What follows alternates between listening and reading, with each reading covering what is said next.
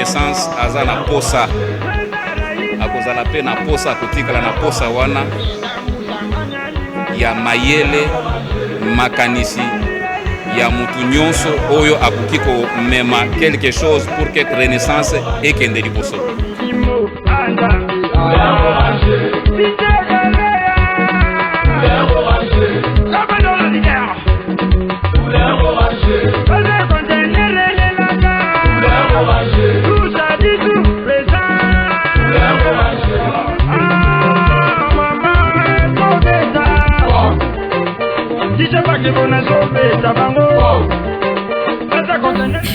Voilà, bonsoir tous les Rennais, bonsoir tous les Rennais. C'est dans ce beau dans mon Kili Mobimba. J'espère que rendez-vous n'a pas pourquoi sur FM Télévision à travers votre émission Fibo Nouvelle Vision. Fibo Nouvelle Vision, émission d'abino d'actualité. Autopass Rabino d'actualité, c'est votre club chéri, les FC Renaissance du Congo. Plein d'actualités. Oyo ezali au courant de la semaine Oyo Nicolas Club Nabiso le FC Renaissance du Congo. Actualité principale ezali sortie officielle. Il y a commission électorale. Il y a FC Renaissance du Congo. Commission électorale mais et pour permettre na FC Renaissance du Congo bazo ba dirigeant il y a sika pour la saison 2022-2023. Si c'est n'a pas quoi lelo amis téléspectateurs. Madame, mesdemoiselles et messieurs, serez vos sentir parce que Makamezawa, après du coup qu'on reçoit ce soir, commission électorale, il y a FC Renaissance du Congo. L'ensemble et les kaki, Makamebele et le moment qui c'est commission électorale, il y a ensemble et les kaki. Il y a saison 2020-2021. Maintenant, est-ce que les mêmes erreurs et qu'on se répéter pour l'interrogation? Na plateau Langaï, Nazana, le coordonnateur de la commission électorale, c'est Tofla. C'est Tofla. Bonsoir. Bonsoir.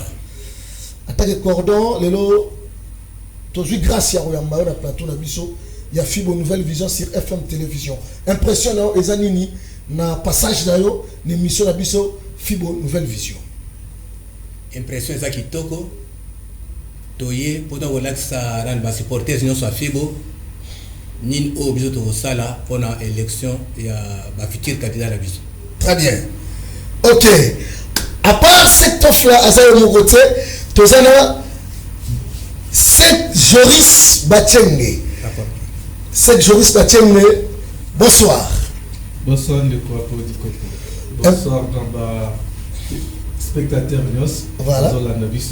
FC Renaissance du Congo. Impression Zanini pour le passage là-haut. C'est pour la première fois de recevoir la Fibo Nouvelle Vision FM Télévision. Ah oui, c'est pour la première fois. Dans ce pays, surtout dans l'accueil. Mingi, tu es coloqué la membre de la commission. Impressionnant total appréciement. Et surtout qu'il y a un moment où il va réunir. Vous avez causé là. Moment de l'élection, commission de GC Bandaki Moussala Nango. Et puis, tu vas décortiquer mon 4 émission. Très bien. Tu vas décortiquer mon 4 émission. Président Rigo Belengo, membre de la commission électorale, chef de la sécurité, président de la section Orange Nakauka. Président, bonsoir. Bonsoir à Paul Coco, bonsoir à Bandego, bonsoir Fibo, Baranda Messoula moment l'émission à Bango, Oyo Balinga Makasi. En tout cas, merci d'accueil na plateau na de sous Mukola Lelo. Très bien, merci d'accueil na plateau sous Mukola Lelo. Président Maré Kimoulou, président pour la première fois na cadre ya commission électorale, tu as mis en affiche une nouvelle vision. Impression Zaneni, bonsoir d'abord. Bonsoir à Paul Coco. Bon, impression Zazaï. Voilà moi. Là, ok. Très bien. Président Papi Kitoubila, président de la section d'Arumou, membre de la commission électorale de la FC Renaissance du Congo, président Motenayo. Mote Apodi Koko, grand journaliste, et puis na bandegonion sur la Renaissance du Congo, baza kolanda biso, na bandabo na bango, vraiment topesi bango mbote mingi. Merci. Voilà, amis téléspectateurs, équipe de la commission électorale net aux Arabes en Apo Kwalelo. Comme d'habitude, émission Nabiso est allée en direct. Olingi Obenga, autour de la membre de la commission Mituna, Benga Biso, Naba numéro, aux C, il y a petit écran, aux Otala. Benga, tout le monde question de Solingi, c'est commission électorale. Bazar on a plateau, vraiment tout ça tout, de retenir Bango, pour la précision par rapport à ma métallie, organisation, il y a assemblée générale ordinaire, ils allaient pour ce lundi, le 18 juillet 2022, et pourquoi pas pour l'échéance à venir, assemblée générale élective, sur Nicolas Club Nabiso, le FC Renaissance du Congo. C'est Joris Batien Neboloko. La bandina. C'est commission électorale. Et tu as belé en but. Batebele va supporter ces belé va croire en abinoti. Et belé va sur la si déjà posé la candidat Nabino. Oh, ça les a distraction. Il y a une introduction et émission par rapport à la commission. Est-ce que c'est crédible? Est-ce qu'il faut répondre selon ma attente? Il y a un millier de supporters de FC Renaissance du Congo au Bazozela. Merci beaucoup, monsieur le journaliste, pour la question. Quand le but que nous avons belé beaucoup de doutes, on a évité on a déjà reçu le sondage. Et puis, pourcentage aux oies qui n'échantillent au salaire qui ont mot, il faut que nous avons belé. Voilà. C'est vrai, nous Tozali Awa, Renaissance du Congo, puisque nous sommes dans la période de AGO, on a créé les un peu mingi. Oui. Alors, et c'est vrai, pouvoir, il y a qu'on convoquer assemblée, et puis ça me l'a et pas il y a président, il y a comité sportif, ce qui est un club omnisporté, président de la coordination, ce qui est un club omnisport. Le pouvoir là, c'est quoi que nous, les présidents du comité sportif, à Kokitisango, nous sommes membres de la commission. Et c'est vrai, je ne sais pas trop, en regardant déjà les noms sur la liste, il y a des membres de la comité, nous avons ceux qui ont de crédibilité aux alatés, pas Moutounan, nous comment. Alors c'est vrai, nous faisons le travail correctement, il y a des textes pour les corriger. Le football dans la République démocratique du Congo, il y a la sportivité, il y a la RGST, encore moins, il y a le règlement et statut, il y a FC Renaissance du Congo. Donc nous avons élaboré la loi électorale, aux a déjà ce qui est vrai, erreur du passé était un peu mingi. Dérapage aux Ezalaki. On en voilà on en applique et nous sommes là où nous sommes et que non, à quoi qui conditions édictées par la loi électorale, en tout cas, sa candidature ne sera pas retenue. Donc nous faisons des choses correctement, notre climat un peu apaisé et surtout que non, tout ça aura injonction et pas à tout. La porte est grandement ouverte. On n'avait pas encore enregistré des candidatures, c'est aujourd'hui. Nous avons sortie officielle et puis tout ici, nous avons le calendrier électoral, déjà dans Zélande, nous avons du coco, nous avons la date, l'activité, donc il n'y a pas encore un candidat jusque-là. Qui s'est manifesté par ces allélos et peut-être que non, pour dire que non, tu as déjà un candidat dans Bisso, non, là c'est faux. Candidature de Sokoya, et qu'on a médiatisé, et puis beaucoup de monde a donc je profite de cette occasion pour demander à tous celui qui se sent capable de postuler dans FC Renaissance du Congo, la porte est grandement ouverte. Très bien, la porte est grandement ouverte, président Rigobelongo. Est-ce que le mot René va comprendre que la commission électorale Oyo, ils allaient bien structurée, bien organisée. Pourquoi on a toute une question là? Ils allaient par rapport au calendrier. Est-ce que le calendrier est déjà bien établi ou bien nous avons une sortie officielle nous n'avons pas besoin de calendrier ou bien nous avons déjà bien établi dépôt à la candidature? Merci beaucoup à Paul Coco.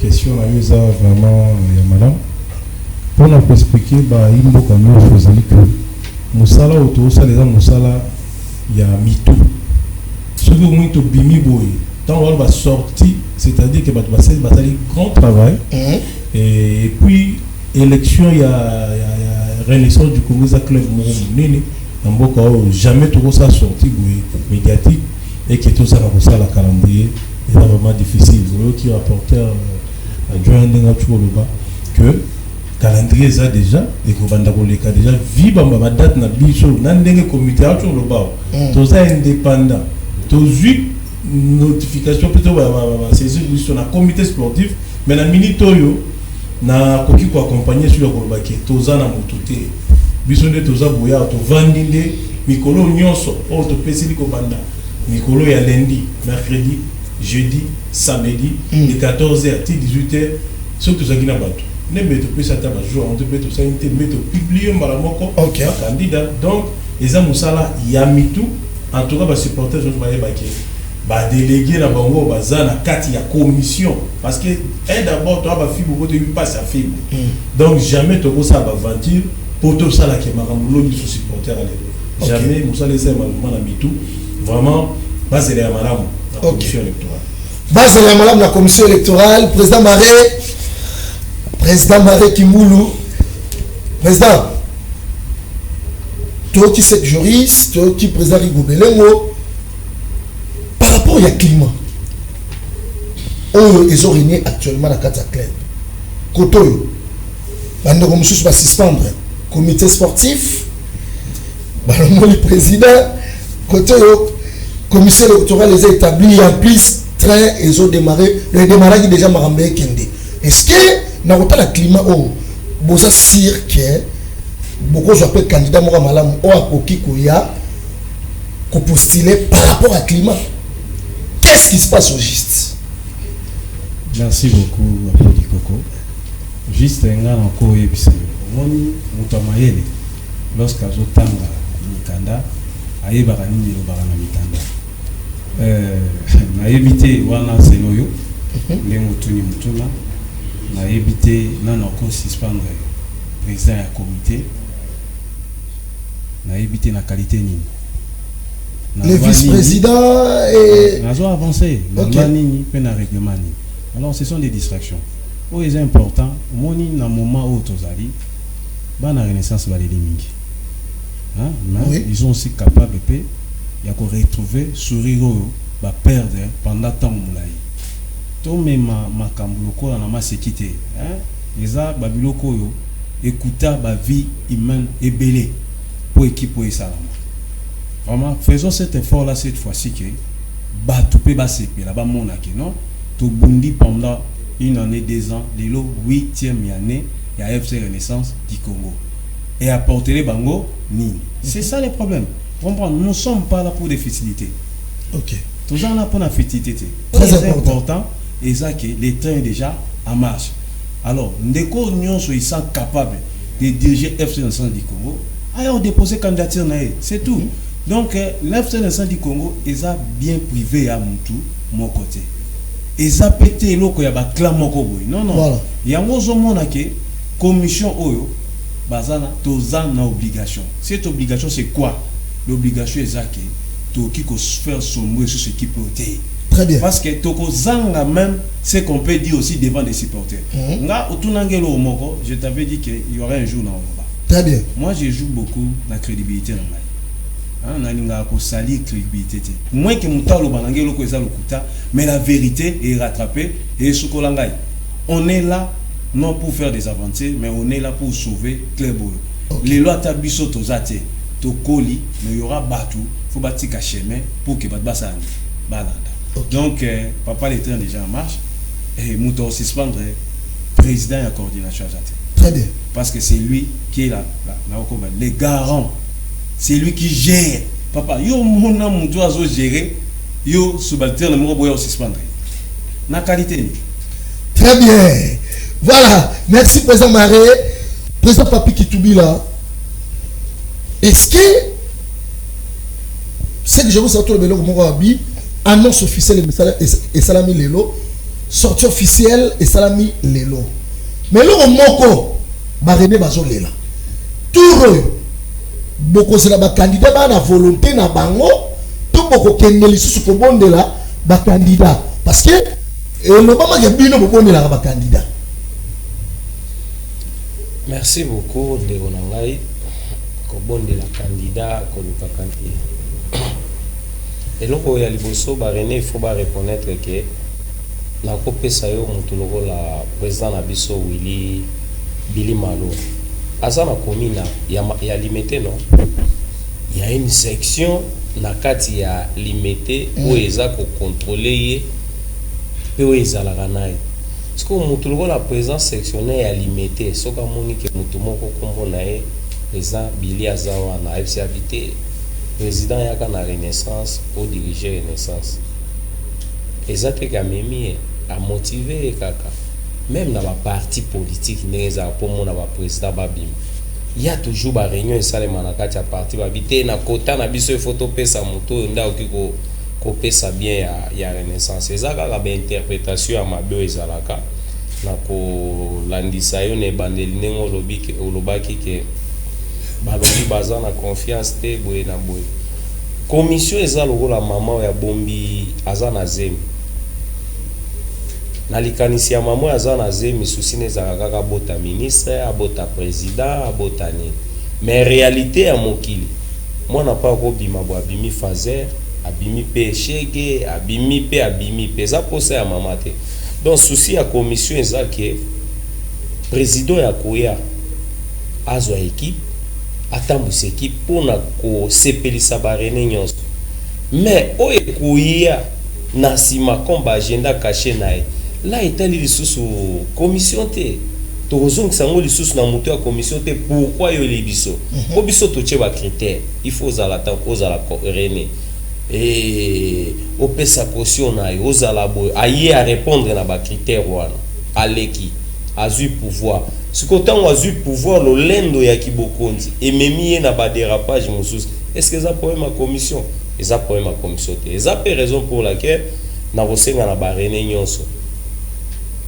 Renaissance ezaka don likabo nzamba pesa bisika po ozali ata 1 minute sambelaka loba bena nzambe tindela biso penda ba kambi ya solo o ba kikota musa Renaissance na motema mala voilà un peu ma compte. Très bien bakamba solo bako tamusa Renaissance na motema mala mo coordonnateur ya grande coordonnateur ya commission munene so na bi grande commission monsieur ça la confusion mais coordonnateur ya commission électorale à FC Renaissance du Congo cordon Tofla. Est-ce que les noms osons sentir sans y a responsabilité, sans y a fardeau au memi oyo, il faut rendre compte devant des milliers de supporters. Après organisation, il y a assemblée générale ordinaire, na assemblée générale élective. Osons sentir charge wana. Oui, charge eza monene. Lokola ba supporters nyonso ba pesa biso faute élection ali boso esalama ki malamu te ya mibale pe esalama ki malamu te nde biso to cherche wana ke lelo il fallait to sala eloko yo ekamisa bato nyonso oyo ko corriger ba erreur nyonso ya ba élection nyonso a FC Renaissance ne to kenda. OK, ça c'est une bonne chose. Lelo sikoyo nengo lobi ko corriger ba l'élection sur Banda FC Renaissance du Congo et Banda. Na niveau la bino commission. Est-ce que corruption vous allez parce que ça biloko bango bazaka facile à corrompre. Corruption vous allez kanda moi ko yate bonga na zanga bozana moi 1000 euros na sima bolexanga et vous allez cordon. Corruption moko e ko zalate. Choix ya ba membre no sur la commission ezali bato bali d'abord équipe na ba trahira te. On est d'abord condition à liboso. Mbongo ba kopesa biso combien poto salani. Biso eloko to lingaka ne Renaissance ekene liboso. Très bien. Renaissance ko zonga simate. Nde to salike to zali ba netre n'importe qui akoya o biso to moni non à respecter ba condition nyonso oyo commission e salaki nde wana oyo biso to kopona. Très bien. Poto tiaé devant ba supporters ba ko akopona mais moto oyo ke aya corrompre biso to mona yete na ba corrompre biso poto brader renaissance et kufa. Très bien. C'est pratiquement impossible. Voilà. Merci, c'est Joris. Est-ce que tu as déjà des critères ou bien les interdits ou bien tu as des critères oyo ni ne sengi pour candidat aya à postuler na poste nyonso oza na kati ya comité à FC Renaissance du Congo. Kobana na président, vice-président, ba conseiller, secrétaire, titulaire adjoint. Quelles sont les conditions? ESA ou bien comment? Merci beaucoup, monsieur le journaliste. Je voulais d'abord la question à Liboso parce que na comment kango le bail que non va suspendre président et comité sportif. Oui. D'accord. Et c'est que je vous demanderai au épargner biso na ba question et à banane parce que biso toza commission indépendante. Très bien. Mais pour éclairer l'opinion par rapport à ça, les textes de dans lobby et prévoir nyonso. Un président élu dans l'assemblée pour alongwa, il faut qu'à assemblée. Donc c'est l'assemblée générale qui est l'organe suprême. C'est l'assemblée générale qui a donné mandat. Et c'est la même assemblée de mettre mandat à récupérer en okaka na ba voix oyo et salema qui non à côté là. Donc si tu pars comme ça, c'est vrai, je ne sais pas moi si tu as lu la lettre ou pas, au babi que non va suspendre le président.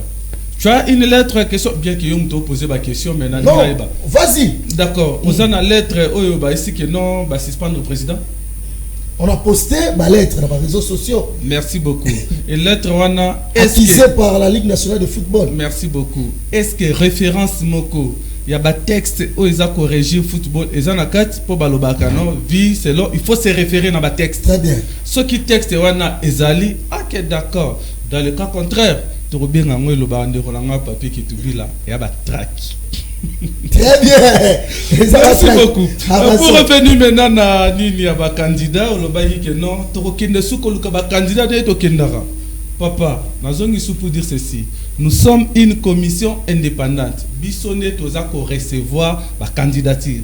Ce n'est plus à nous d'aller chercher. Ce qui rené moko na coin azawana ayebi que non, papa moi j'en a besoin de diriger Renaissance na tel ou tel poste aye naye. Nous allons recevoir candidature naye. Mais les membres de la commission bazawana tepo va courir derrière le candidat. Ce sont les candidats qui viendront vers nous. Nous sommes installés dans avenue Lokolama à 30 bis dans quartier Matonge.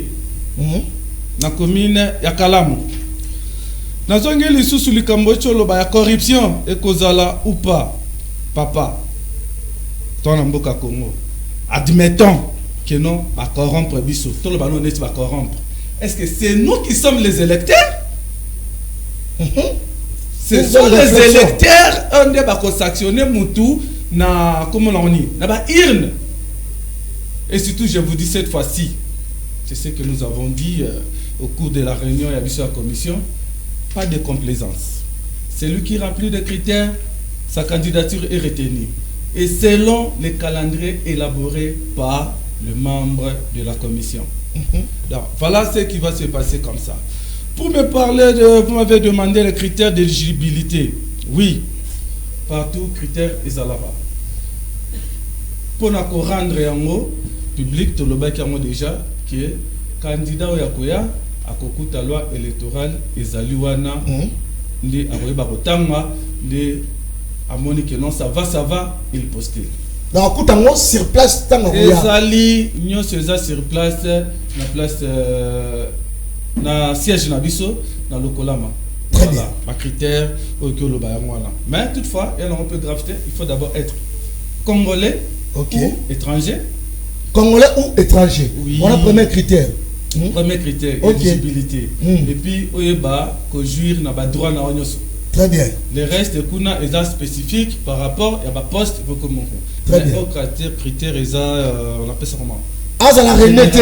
Mais soit de congolais ou étranger. Ça l'a congolais ou étranger. On comprend. Attends, ça m'a dit à quel moment son le par là. Si on a un Congolais étranger, il a postulé Bozuga. Akoya ko postuler na ye pas dire que non voilà, je vais postuler na Renaissance pour la ambition peut-être Kounéate. Et ça irnende ekokata. Merci. Ce n'est pas à nous de ekokata non. Si au moins que non, na ba critère mususu et qu'à remplir tout le monde candidature na ye. Il a aussi droit au code de recours, ceux qui n'ont pas pu répondre, ok, positivement, ça passe. Très bien. Mais nous ne sommes pas les derniers décideurs. Les derniers décideurs, ce sont les électeurs. Les électeurs. Ok. Merci. Je croyais que nous allons me poser qui est électeur ou qui ne l'est pas.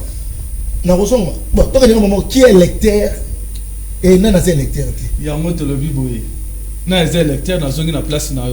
Tout supporter René. Sur aux René, aux supporters, en plus, aux on peut ça comment? Aux règle la cotisation. N'engagez pas condition et le baby na test na biso et puis tu es René. Et voilà, nous sommes et qu'on a défini par rapport, et a déjà défini, mais bah voyez bah yango l'air bah voyez na siège. Merci. Très bien, merci amis téléspectateurs. J'espère que il y a des gens mouillés à la technique. Toujours dans nous éléments. Il y a sortie officielle, il y a commission électorale. Au seulement qui est là dans le programme. Bon, on continue. Dans l'émission Nabiso, il y a pourquoi aller là. C'est désormais une affaire de quelques jours pour la tenue de l'Assemblée générale ordinaire, censée élire les prochains dirigeants du club orange de la capitale, le FC Renaissance du Congo, j'ai cité. Dans un point de presse organisé ce jeudi 14 juillet, la commission électorale indépendante a officiellement annoncé le début des enregistrements des candidatures.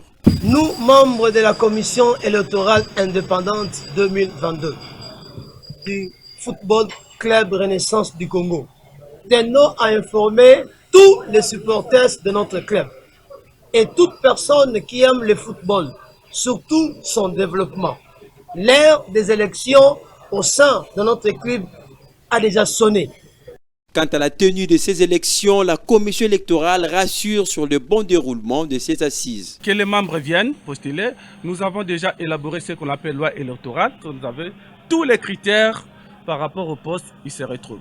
Celui qui sait ça, capable de venir, il viendra trouver la loi électorale qui définit les critères pour chaque poste à pouvoir. Tofla Folquin, président de la commission, a profité de l'occasion pour demander aux candidats de faire confiance à l'indépendance de la commission. Un autre moment qui a marqué ce point de presse, c'est le dépôt des mémos de supporters du club auprès de la commission électorale indépendante. Ces derniers reprochent la mégestion de certains dirigeants du club. Voilà, amis téléspectateurs, j'espère que Botolanda, sortie officielle au Samaki Léon dans le programme A30, dans siège, il y a commission électorale, il y a FC Renaissance du Congo. Président Rigobelengo, vous avez qui s'est pris les lots, dans le moment où vous avez la sortie officielle, les supporters Bayaki, pour déposer mémo na bango, pour un bon déroulement, il y a l'assemblée au Goleka, na kati FC Renaissance du Congo. Tant que vous supporter sur là, on a besoin de souci. Batiki misala, batiki au bonheur au sala baye pour baye baye que bino bata commission pour wana et ba déposer mémo na bango. 6 mois na et le belioni. Bon, merci beaucoup pour la question. Et ça linga bien, ça linga bien pour la ngaku na mona qui ont surprise à ce que ya Koloba que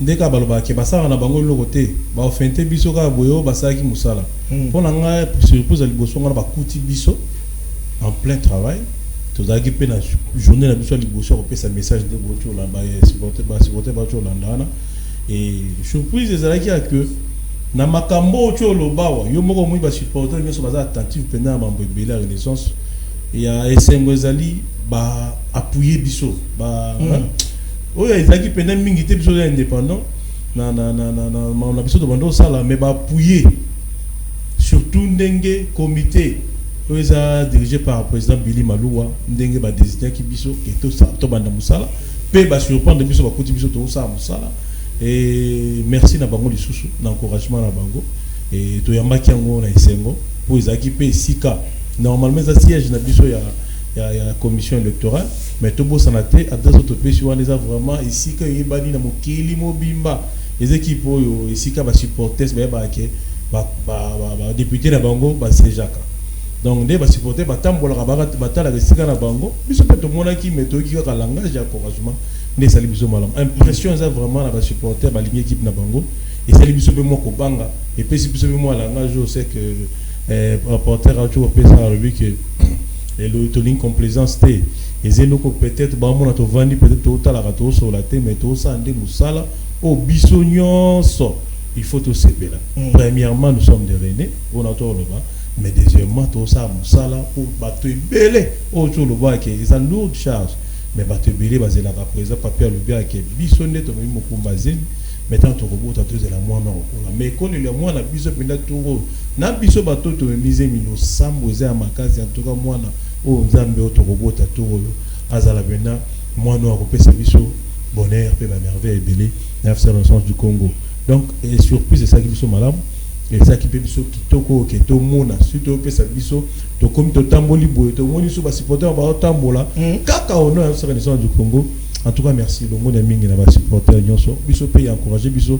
To ça musala yango bo moni tina ba etondo ike. Tisiko yo to za na poto bisa supporter nyonso. O ils a déjà sensibilisation, mobilisation. To ça la montre nyonso pour ça.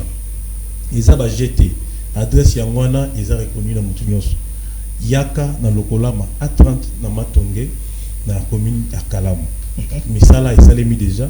Et ça nango il y a gravité, mais il y a malamu pour renaissance et temple. Okay. Et puis bah critère ango, ils a tegi à liwanenge porteur à Choloba, mais âge pétali. Oui, la besoin à 16 ans pour les diriger biso. Ils appellent bah critère faut monter baké. Tant vous en a 17 ans quoi yate. Oui, bah on peut déjà parce qu'il faut 18 ans matin. Tu as vu que on a déjà mais ça là-bas critère monsieur ça que à 25 ans na ba donc ouais ils a déjà le rotoko le baké muto et moko tango ya talike na net na ni diriger à 18 ans na sona 17 ans na ko yate. Donc il y a moi là mais ba supporter ba baké musala et salemi ya malamu et tikali pe ba o ba ko ya baza la pe ya malamu pour renaissance septembre. Biso to ponate. Biso to zo sala musala poto to publier ba oyo ba ko ponama. Mais ba poni o ba ko pona batwana baza la pe na misu ya aigle. Baza la pe na lipona ni ya sentimate. Bo yibisi biso ya maramu ya corruption. Mais bato ba ko za corrompu makasi zande bato ba poni o ba ko pona wana. Très bien. Pour biso to biso ka bato ba ye ko posana po ba lingi na bango diriger. Et tikali kaka musala ya makasi po ba pesi biso ba nyonso ba ko pona. Kuna biso pe na tourna biso to koloba to silisi musala. Et comme pe na tourna bino pona ya malamu. Vraiment c'est ça qui est. Et comme pe na tourna bino pona ya malamu. Président Papi na touro est-ce que parmi les critères vous privilégiez mingi parce que ba René Bazole là tout faux candidat ou à somba pena ba joueur à sala boye est-ce que pour la saison oyo renaissance du Congo et za la malambo il faut avoir besoin millionnaire ou bien parmi les critères wana est-ce que botali peka wana il y a millionnaire il y a muto azandenge nini par rapport pays ya oyo so na balabala il faut que muta mbongo yo en tant que membre de la commission parmi les critères est-ce que vous tirez pas attention na ozo le matin na balabala? Oui, pour renaissance ya na posa ya mbongo mais za makasi nde na posa pena ya ba manager ya makasi. OK. Mutu so kozane millionnaire mais mbongo neza ya aquarium et ça va quelque part mona na misala te atozui ayena mbongo wana mais za renaissance te mais tozana mingi na posa ya bato yo boki kozala na amour d'abord il y a eloko. Vous comprenez? Personnellement na sina sala constat bato mbongo bakabaraki. Oh mais bato oui. Moni ndo zo boza na 100,000. So na biso kabela na 5,000 au kabela. Mais mutu so boza na $100,000. Oui, c'est na ba $3,000 na banda ba faire au beta bato ti olema. On parle pour te dire que renaissance ya na posande ya mutu azana koyeba souci ya René Zanini. Azole la place nini. Anyokwa mina nini. Nini opena na okiko sala poke na sepelisa René. Na koyebi sonetia lelo toza soki za république mbeto na 3e république. OK. Parce que lelo tokomi na 3e président. kala tubande ko nyoko manelo ko moko équipe ezaka ya X tezaka ya ete kasi soki eza ya ete bolongola ye omoni alternance tango eyaki pena osenti ke ete effectivement ezaka ya ete oso comprend président mosusu ayeko oui effectivement équipe eza ya basupporter mais cette fois-ci supporter asamoni alternance esalemi mais azoluka sikoyo moto akosala libala na supporter o azoyoka ke supporter alingi nini pour équipe neva et avancer mbongo déjà René moko azaka na mbongo po asa pouvoir yango ezaka kaka volonté baskuta na président oyo akolinga ke so bayebi se telema fuka milala alali alepa mariage wana nde etambusa Renaissance nde Jar Penda OP personnellement nga na koloba président ya bongo nde tozani na besoin Renaissance. Très bien. Voilà. Merci, j'espère que amis téléspectateurs nous sommes Obama avec sagesse et intelligence. Il y a quelqu'un mouya parce que biso na mémo oyo ba jeune conscient les jamais sans vous. Il y a FC Renaissance du Congo ba qui ko déposer na commission électorale et après tout on pour la continuité il y a Fibo Nouvelle Vision pour quoi lelo. Mais c'est Moukouna s'est fait passer véritablement pour propriétaire exclusif de l'équipe en créant des isanies à chaque début de saison sportive. Les autres ne sont que ses adeptes. De l'autopsie faite, il s'avère que cet ensemble de virus ne doit nullement concourir à l'émergence de l'équipe. État des choses qui justifie l'absence des partenaires et des hommes sérieux à venir investir dans l'équipe. Plongeant en effet l'équipe notamment en pépinière de ses rivales. À la prise de la direction de l'équipe par M. Malou Abili Cléophas, nous nous sommes avertués avec le comité national de supporters à refonder l'équipe par le soutien du comité sportif ici de l'AG du 30 janvier 2022 et à vouloir mordicus créer l'unité au sein des supporters. Car, dit-on, l'union fait la force pour l'intérêt suprême de notre club. Fort malheureusement, pendant ces temps plongé dans la négativité, M. Moukouna, avec sa bande, s'organise en montant des stratagèmes en violation des textes de l'équipe sous couvert de leur fameux conseil d'administration, où ils veulent s'arroser de postes justes dans l'optique, selon leur calcul, de déstabiliser le président du comité sportif en vue de récupérer à tout point de vue l'équipe. Voilà, merci amis téléspectateurs. Voilà, félicitations à Yannick Louké, Prince Kassongo, autorité morale, Joël Tumbu et tous les jeunes au Bozala Kiwana. Vous l'avez dit, et personnellement, félicitations à Bino Nosso. Président Maré, tant que nous avons une image, tant que nous avons une Bino. Pendant yo, est-ce qu'on a un jeune bien déngeni? D'abord, on a dit, ce que vous avez dit, et là, quand on est salami, il faut interpeller. Dans la vie, il faut se rappeler dans l'esprit urbain de la Makam. Ok. Ça démontre que on a une responsabilité au cours salaire qui est ce qui les loge cité, c'est que vous m'appelez, bah esprit est belé. Puis toi, bah toi commission. Tant que tu as mis bango, tout le monde souci na bango, tu as qui encouragement na bango, ça veut dire leur espoir ils a quatre na biso. Donc quatre na bango balobi na biso boy, so na comprendre que toujours étendre de vivre moi l'air asike pas na bino. Et biso pe et puis si biso courage. Et on sala musala afin que pour sauver beaucoup de René au bazolela. Très bien. C'est ça ce qui est important. Donc biso réponse na biso ça que basé là bas mona musala oyo et ko sala. Ndenge bande ko ba tsholo ba. Non, to faut rater. Après ça va prendre ba candidature. Mais ba candidat non c'est bon les gars. Devant les députés non, na CNS pour que ba pesa ba projet na bango ba expliquer. Maintenant ton ba koloba. C'est la fin qui justifie les moyens. Très bien. Pour une assemblée extraordinaire et élective. Donc j'encourage vraiment. Par rapport à l'assemblée, un mot pour par rapport à l'assemblée ordinaire, ils ont prévu pour le 18, toujours un mot report, un mot sur ils ont confirmé. L'assemblée a confirmé. Report report Profitez moment un mot de la fin pour m'apprécie vraiment merci. Exemple bonsoir. Ok. Moi je concepteur de l'émission Zanga. Ah bon, félicitations. De quoi ça?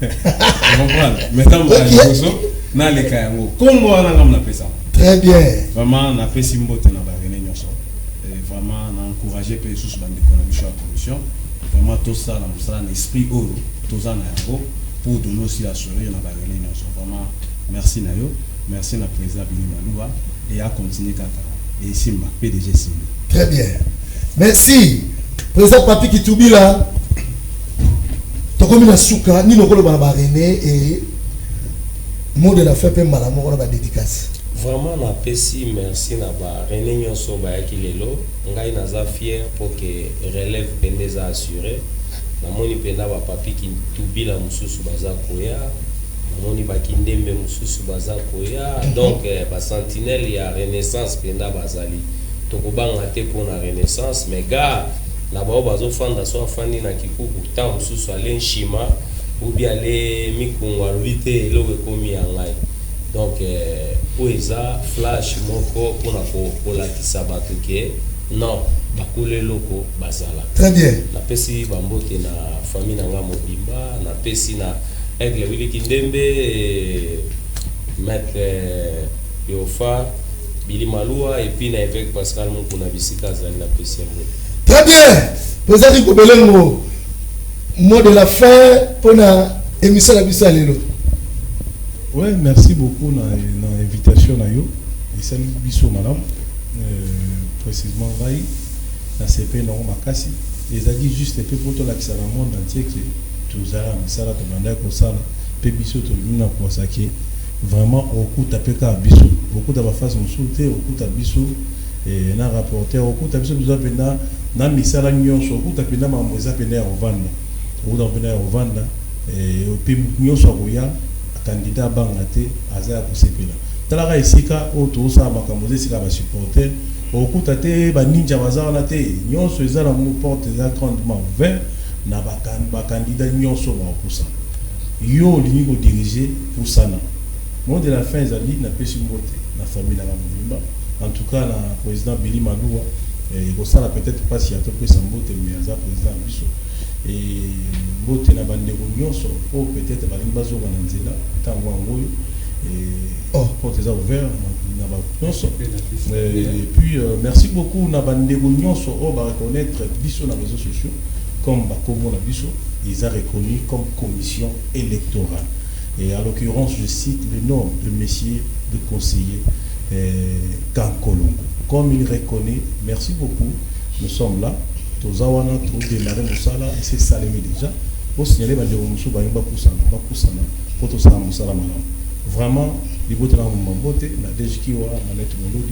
je salue tout le monde de ma famille, Fabi Baloko, la famille Belongo, vraiment la Pessimbote, Zamba Batelebiso. Et tu as vu qu'il y a bien Ezoya Renaissance et ton maman. Il y a bien Ezoya Renaissance et ton maman. Cordon Tofla. Cordon Tofla, mot de la fin. Pour la bateau Balani, Bisso na pourquoi les noms. Bon. Avant comme un mot de la fin. Na lingi na zonga sima. Une intervention, il y a ba supporter sur ba qui remonte à Bisso. Oui. Supporter. Oui, supporter wana.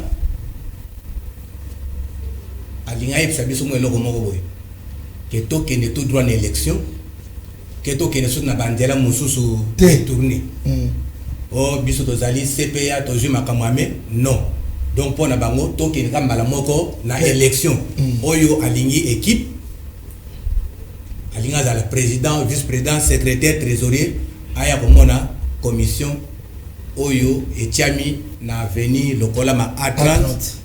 Donc, à partir de lundi, mercredi, jeudi, samedi, de 14h à 18h, bakokuta biso wana na loi électorale ezali, ba critères ezali, baye oyo nyonso akosepela kokota, ba poste nyonso d'abord ezali vacante, oyo alingi azala président, apostolé, vice-président, secrétaire adjoint, trésorier, na poste les 4 conseillers.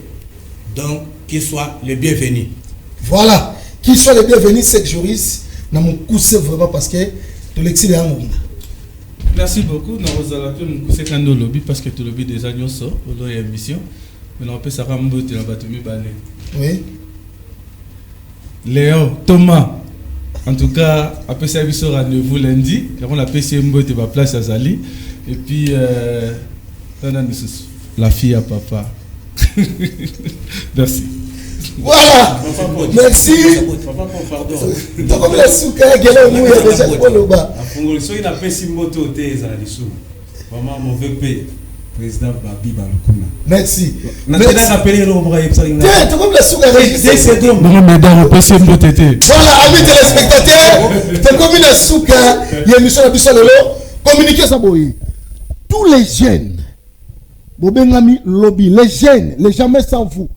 Lobby à partir à 9h30. Tokuta na biso tout na terrain ya Ujana. Kadenge to aki lelo. 9h30 na terrain ya Ujana. Lata Vares na yo.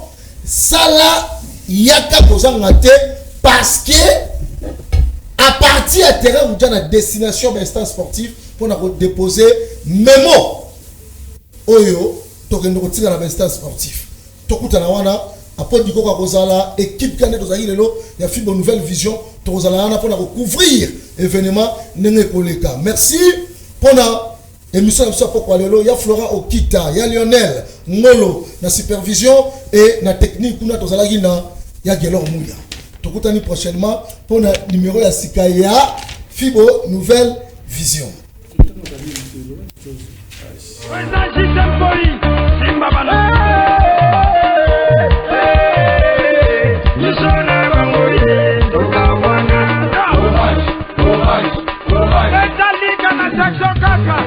Le temps, j'ai coucou de Mayoka.